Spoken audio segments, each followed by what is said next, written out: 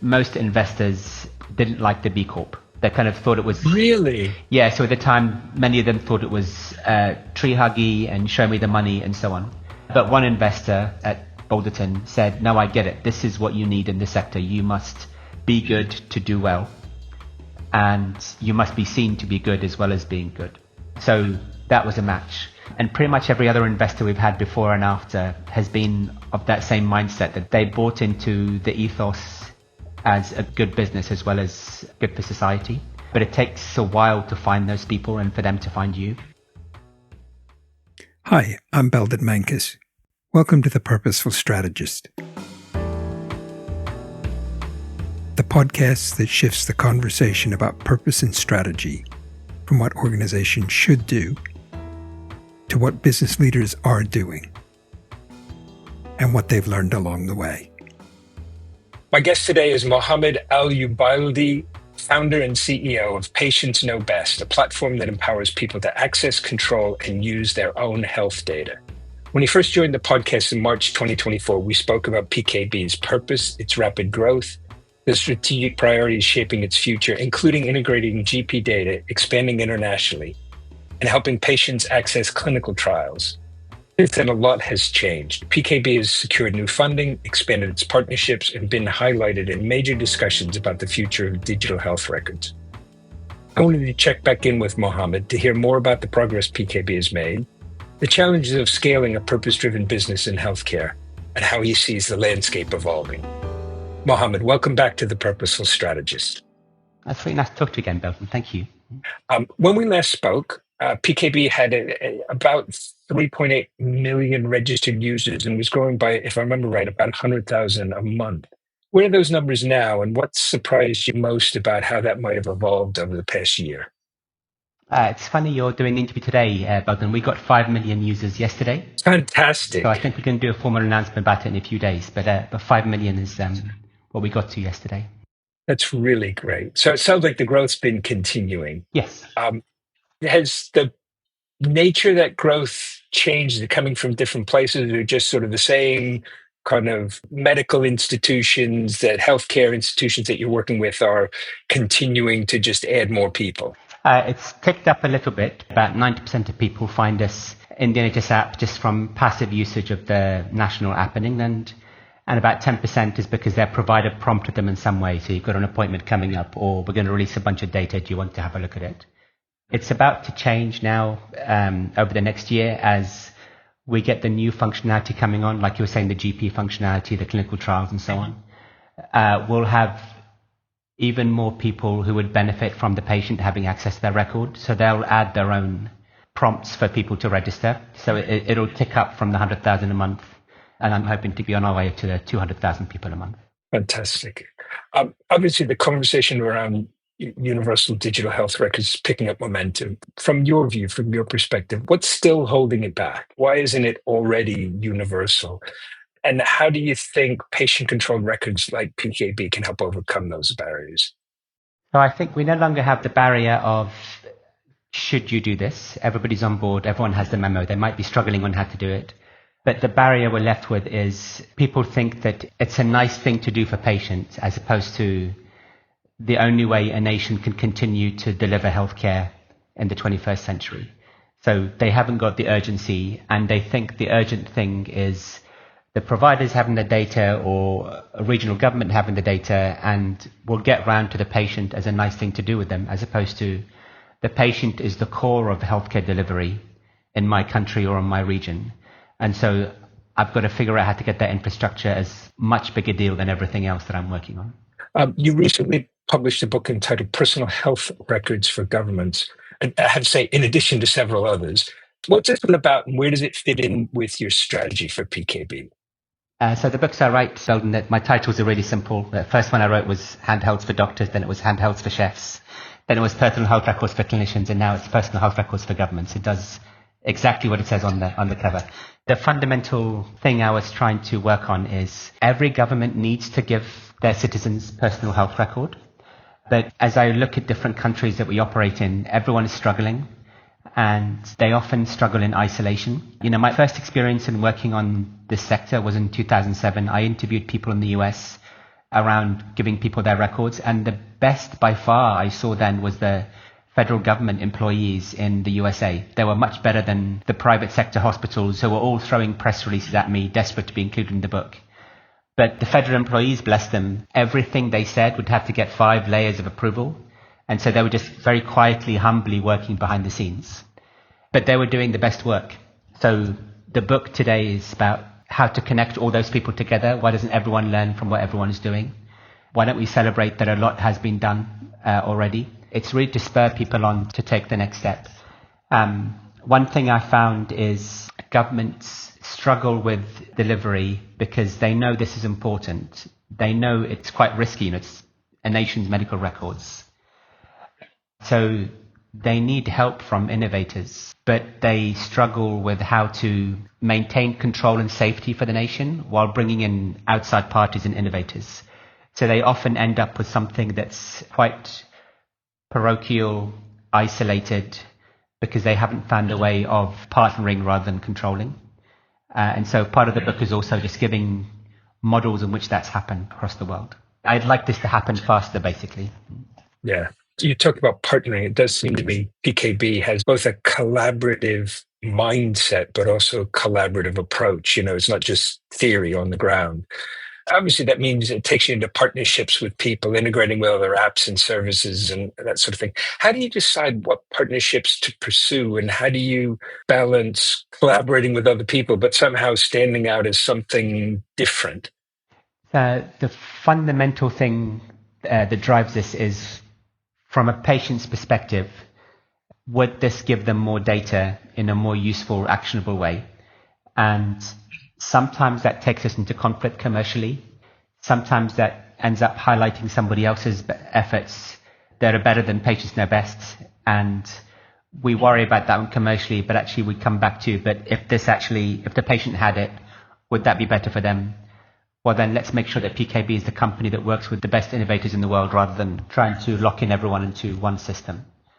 As we have people approaching this, because we have so much data and we have so many users right now, the criteria we ask them to fill out a form. It's basically how many users will you help and how much data will you help them with. That's the primary guiding criteria. Right. And if I've got it right, you've also sort of been collaborating with various behavior change apps. Yeah. How does that work? And again, how do you decide who to work with? Because it seems like A, there's a lot of froth in that space, and B, there's always something new. Yeah. So 2 example apps we're working with. One is Holly Health, which focuses on building up wellness habits. And the other one is Chiron AI, which is about people doing trials as a community. So what works for me as a patient, what worked for other people who are in a similar situation as me, what can we learn from each other, basically. So those 2 ones, they're quite easy to work with in the sense that they do something that PKB doesn't do, the habit formation, the tracking and so on. They're quite innovative in the sector. As you talk about the apps that come and go, these guys have been around for a while. The people running them are quite at the cutting edge of their sector. And then they're highly respected in the field. So lots of our customers all recognize Holly Health, and Chiron AI was recommended to us.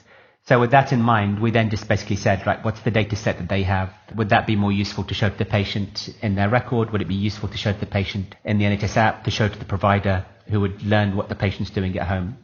And then in return, we work quite cooperatively. So if those apps would like access to the rest of the record in PKB, the patient can open it up and we basically say, here's the GP record that can guide the habits that you want to form, or here's the GP record that allows you to track your fibromyalgia habits at home, for example.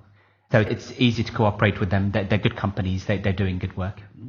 Slightly a tangent, but one of the things you said, it might have been in the interview or sort of in some of the conversations we had around it, but it stuck with me, and I've told it to lots of other people since, which is this observation that there's only one person who goes to all of your medical appointments.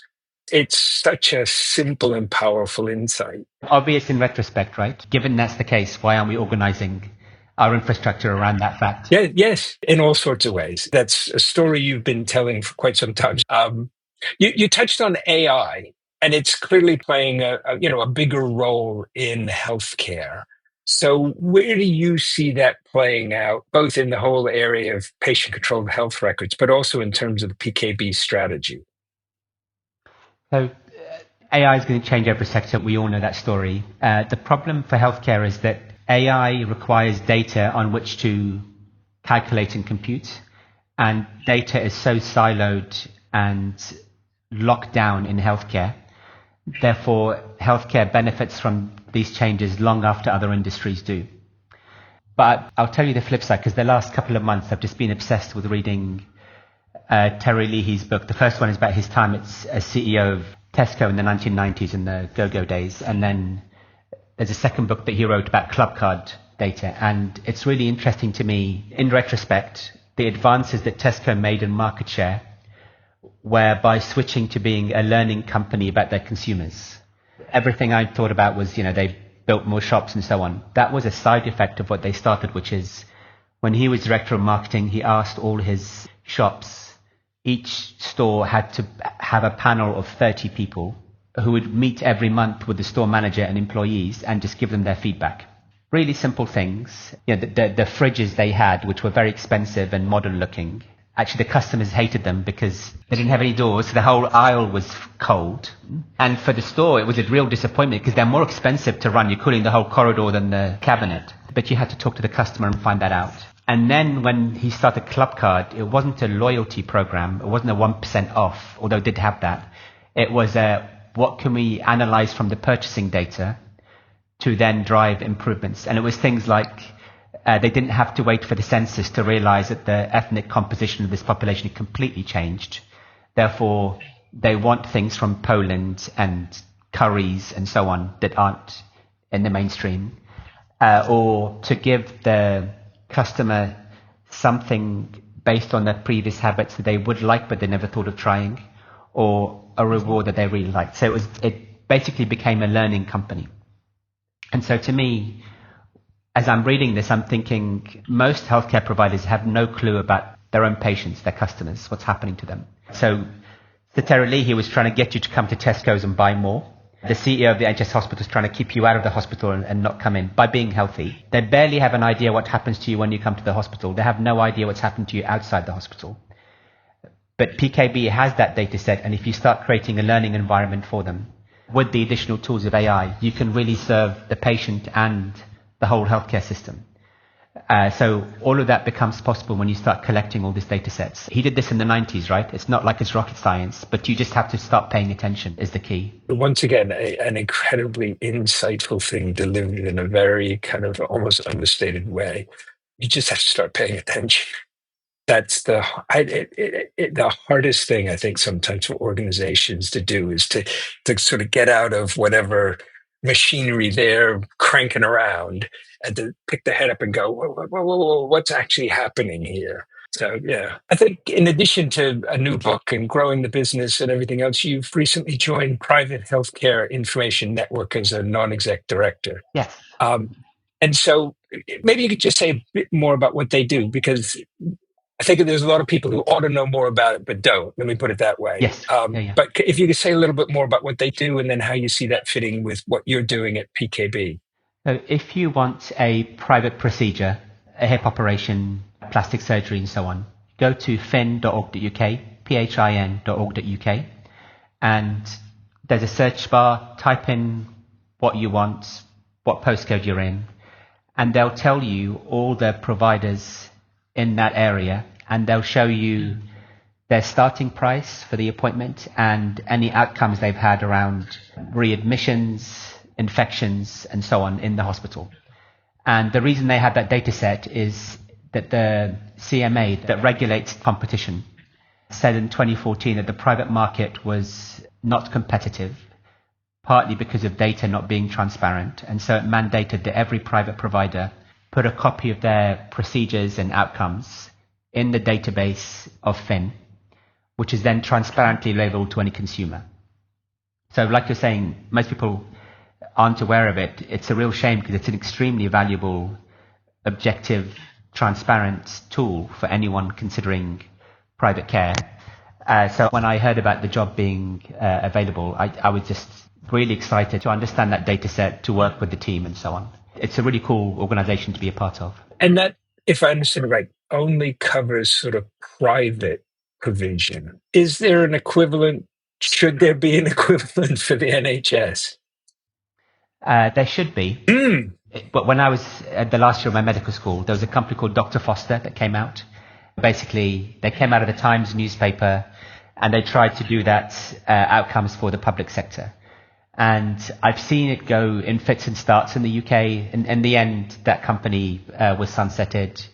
One of the surgical specialties, when they first published data, they published the data inaccurately. The comparisons were wrong. And as a result of that, while the better counting came out, some of the surgeons lost their jobs. One of the surgeons took his life. Doing it badly affects people, has some serious consequences.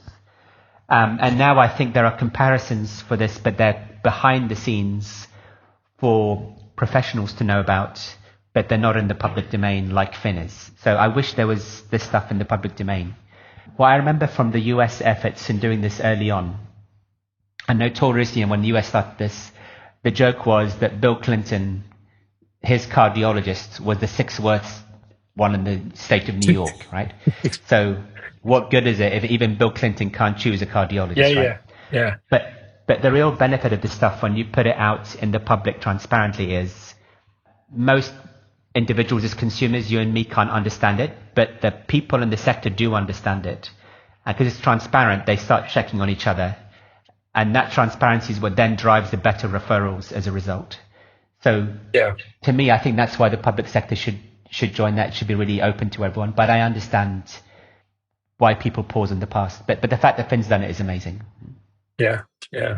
Does seem to be one of the issues there. I suspect across lots of things is governments find it hard to put a toe into something. They tend to do a big thing, and then if it doesn't go well, then they pull way back rather than, let's see how it goes. And I can see why it's difficult for them. But one of the struggles for government is being allowed to experiment, right? So you can have a halfway house between what Elon Musk is doing with doing nothing, right? One of the advantages of the private sector is that you have multiple parties all running experiments. The experiments that fail, the party fails, and the ones that work, you scale up. Governments tend to be partly monopolistic, but also they often don't get given permission by the general public to run an experiment. Whatever they do, they get told off for. It's very hard to be allowed to experiment in the public sector. Yeah. How can you set things up for government so that they can experiment? I suppose a model of that, I'm not saying it's a great model, but some sort of federalized system, whatever, something below the national level where Manchester can go one way and Birmingham can go another, and we can kind of see which seems to be working. So I'll give you another story I hadn't realized, but the Sunday opening hours in the UK, they started in Scotland, and Tesco's was able to show that their Scottish stores weren't just shifting the business from 6 days a week to 7 days a week. They were actually increasing the business, but that also their employees were happy they got the double pay and so on. So you could do an experiment in Scotland, which then guided England and so on. I think for many people in European countries, they don't understand the US advantage of having 50 states with running all these experiments in parallel. It's a big deal. Absolutely. On a slightly different topic, I see you've recently secured £6 million in funding from growth lending. How did that come about? Why did you decide you needed some funding? Why did you choose growth lending?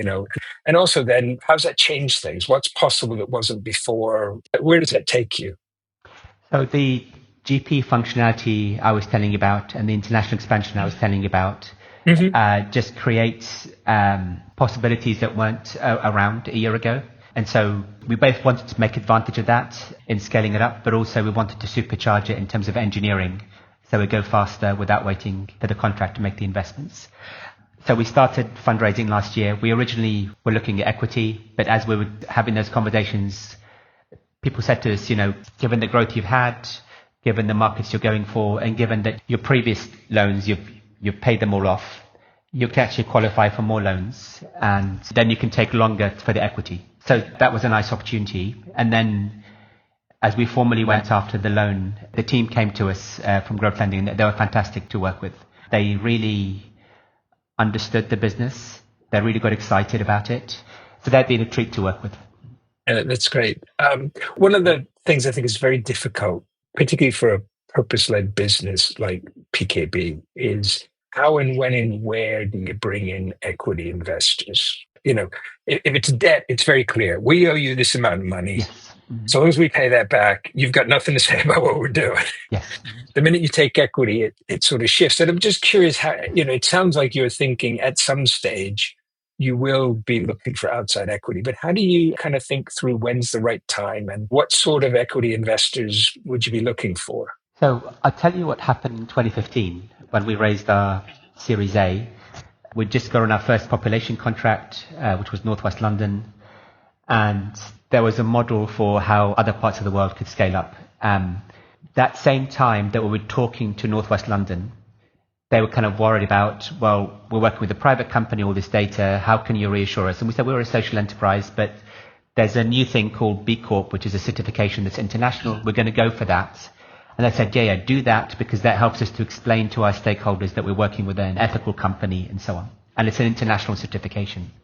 So as we went through those two things, the large procurement and the B Corp certification, we fundraised, and most investors didn't like the B Corp. They kind of thought it was... Really? Yeah, so at the time, many of them thought it was tree huggy and show me the money and so on. But one investor at Balderton said, no, I get it. This is what you need in the sector. You must be good to do well. And you must be seen to be good as well as being good.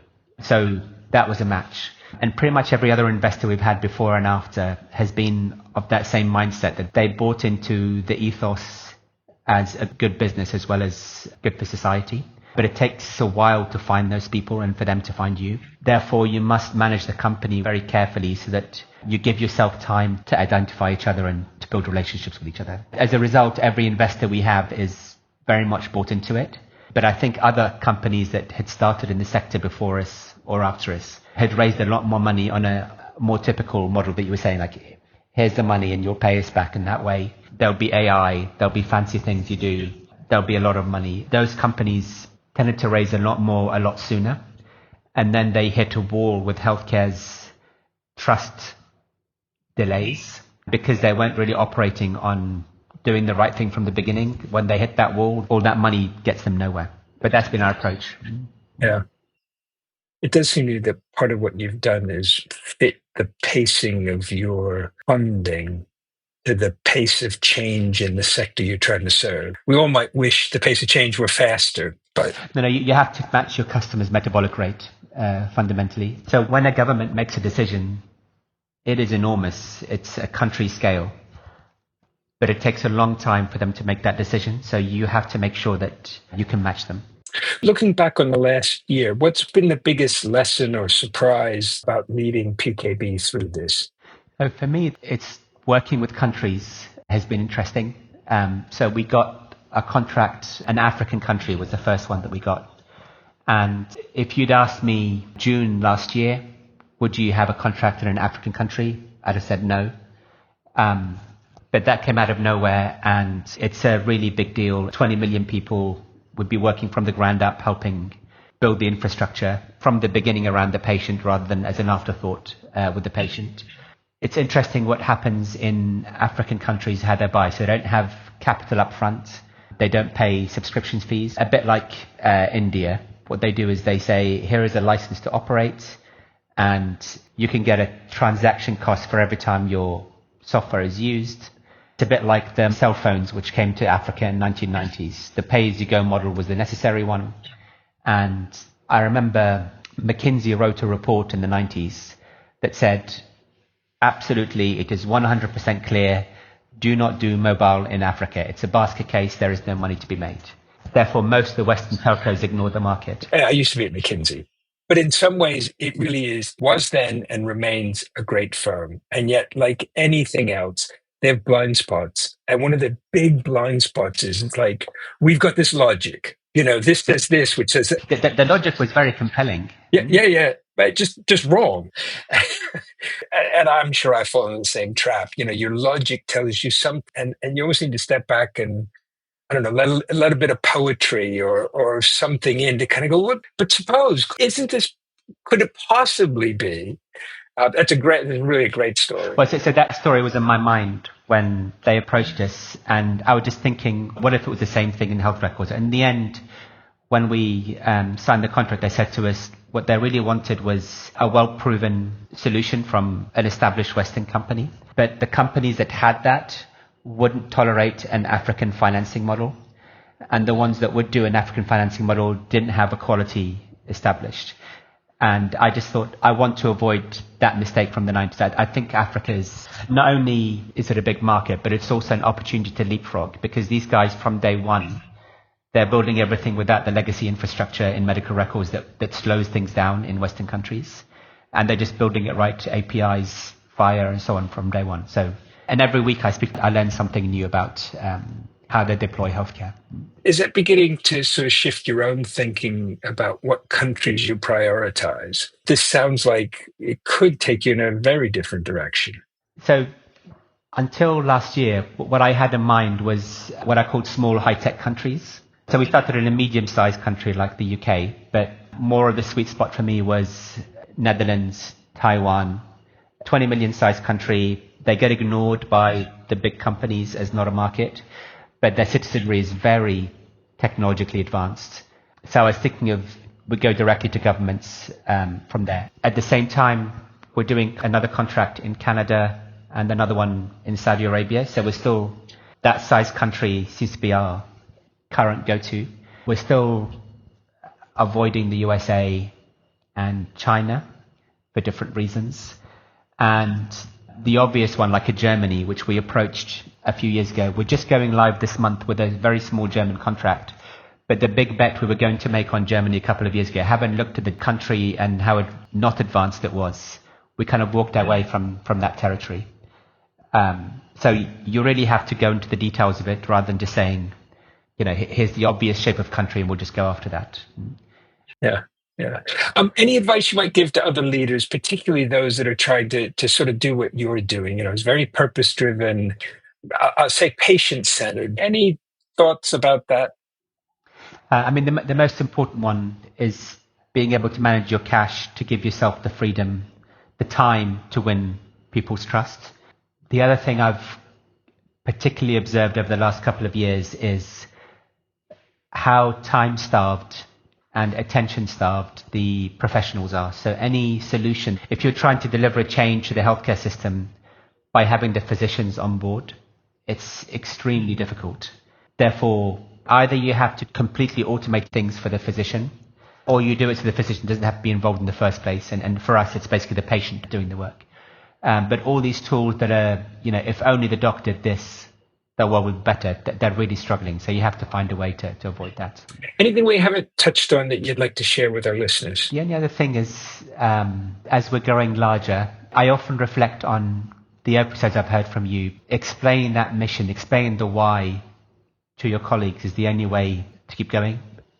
Not just from it's a nice thing if everyone's on board, but actually, unless you're clear about the why and you over-explain it, and by the way, I don't over-explaining. I'm having to learn to do that. Yeah, to learn to say what's obvious to me, right? But every time I do that, I'm surprised that there's 10 smart people that say, okay, well, now that you've told me that, here's 10 things I can do that you never could have thought of, and I'm just going to go and do them. So more of my time is spent on the purpose in ways that aren't intuitive to me. Mohammad, every time I talk to you, I come away with a great nugget, and I really enjoyed the conversation. So I'm looking forward to catching up with you at some time in the future to sort of see what the next stage brings you. I will look forward to the news announcement about the African country deal. I understand you can't talk about it now, but I'll look forward to that. And if it's okay with you, I'll put a link to the book in the show notes. But the other is, if there's anybody out there, as I'm sure there will be, who think, this PKB thing, that sounds great. Is there a way, yes. How do they get it if they don't have it? So if you live in England, go to patientsnowbest.com/register. And if you live in other countries, just drop us a line. We'll let you know how to work with your provider in that country. But I want to thank you for all the episodes you're publishing. They're very educational, and thank you for asking me today to speak. It's always a pleasure. Thank you. I look forward to having you back at some point. Thanks. Thank you, Doctor.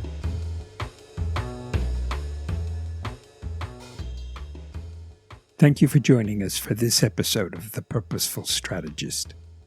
In addition to being available on our website, you can find us on Apple Podcasts, Spotify, and Google Podcasts. If you enjoyed this episode, please do follow us and leave us a 5-star review. It helps others find the podcast. Thanks again, and join us soon for the next episode of The Purposeful Strategist.